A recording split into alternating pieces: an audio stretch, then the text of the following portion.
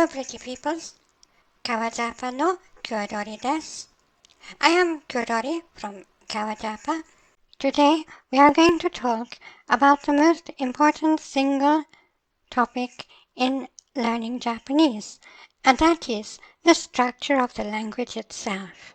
The first thing I want to say about this is that the structure of Japanese is very, very simple. Much simpler than English structure or French structure or Spanish structure. It's very consistent, it has very few exceptions, and it is very, very logical. And you can't say that for many languages. The second thing I want to say is that the reason it does not seem simple is because the standard textbooks and schools don't actually tell you what that structure is. Instead of telling you what Japanese structure is, they tell you what English structure is and try to describe Japanese in terms of that, and it doesn't work very well. It's rather like trying to do electronics with the kitchen knife instead of the correct screwdriver. In order to understand what a Japanese structure actually is, you have to look at Japanese as if it were Japanese and not English, because that is what it actually is. It takes a little effort in the first place, but not a great deal, and it makes the language simpler forever afterwards. Alright, let's look at what Japanese structure actually is. Now, as I explained in our very first lesson, the fundamental structure of every single Japanese sentence is the same. It has a shugo and a jutsugo. It has the thing that is doing or being something, and the thing that it is being or doing. And those two things are always connected by the same particle, the fundamental logical particle, ga. That is the structure of Japanese. Now problems arise. You can't always see the ga in a sentence, and I explained this completely in my lesson on the zero particle and the zero pronoun. Once you understand that, you can understand how every Japanese sentence is those two things linked together by ga. Now, certain other apparent problems can arise. The first one is very, very normal, and it is that, as in any language, sentences can become more complex. For example, we may have a compound sentence which is two complete logical sentences joined together. In English, for example, we may say, I went to the shops and bought some bread. We call that a sentence, but as you see, it is in fact two complete logical sentences joined together. I went to the shops, the doer is I, and going to the shops is what the doer does. And bought some bread, the doer again is I, and the thing done is buying bread. That's very simple, but it can become much more complex. We can say, I went to the shops that are just across the road from the amusement park and bought some bread which turned out not to be very good. It's still the fundamental structure is those two logical sentences, I went to the shops and I bought some bread. It's the same in Japanese. The only difference is that in English we sometimes put the clauses that modify the doer and the thing being done before the subject and sometimes after it. In Japanese they always come before. Everything modifying anything comes before it. So once you get used to it, it's very, very simple. The real problem, however, is not these natural complications of language. It is the fact that the way Japanese is taught completely obscures the structure of the language. Japanese grammar is taught as if it were English grammar, and it completely obscures the structure in some cases. And of course, if you obscure the structure in some cases, you throw doubt and confusion onto all cases. Let me go into anime mode to explain the problem. So let's see what goes wrong. Let's take a simple sentence of the kind that you learn from very early on. 私はコーヒーが好きです. And we're told that that means I like coffee. And it doesn't. I like coffee is what you would say in English, but it is not what that sentence means. If it did mean that, it would throw Japanese grammar into complete confusion, and that's exactly what it does. Because what's going on here?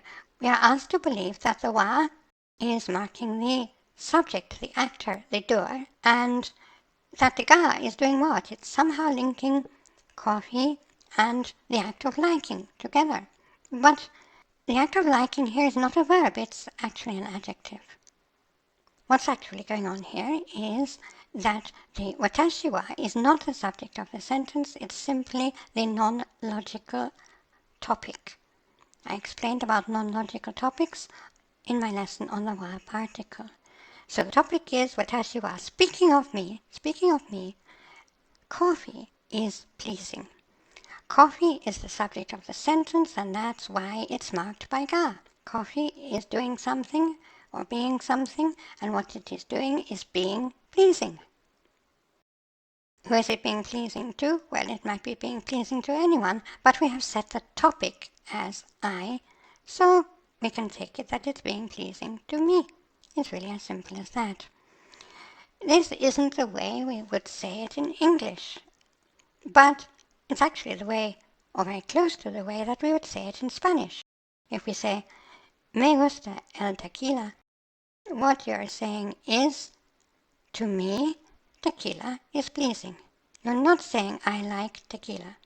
And if you think it is saying that, which is also what the textbooks tell you, you're going to get very confused about how Spanish grammar works.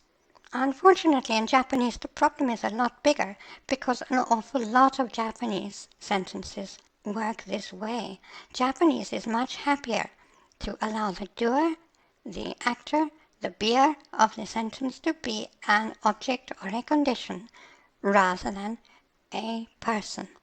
English always wants an ego at the center of the sentence if it can possibly have one, but Japanese doesn't. And we're going to find that in various different kinds of Japanese sentence. And if we can't understand that, we can't understand Japanese. Oh, here I am back to 3D. Alright, now let's take an example of a case which really is a verb. In this case, the verb wakaru, wakarimasu. And let's take a sentence that's very textbook-like. Watashi wa hon ga wakarimasu, which is usually translated as I understand the book. And if you've been paying attention, you can see that it can't possibly mean that. The ga is given to the book. So the book is the actor in this sentence. What does it actually mean? If you look up the word wakaru in a Japanese English dictionary, you will see as the primary definition understand, perceive, grasp. However, if you look it up in a Japanese dictionary, you will see the primary definition is meihaku ni naru. In other words, become clear, be understandable. So what this sentence actually means, watashi wa hon ga wakaru, is, in relation to me, the book is understandable. Once again, watashi wa is the non-logical topic, and the sentence, which is a comment on that topic, is the book is understandable. This actually isn't even impossible in English, is it?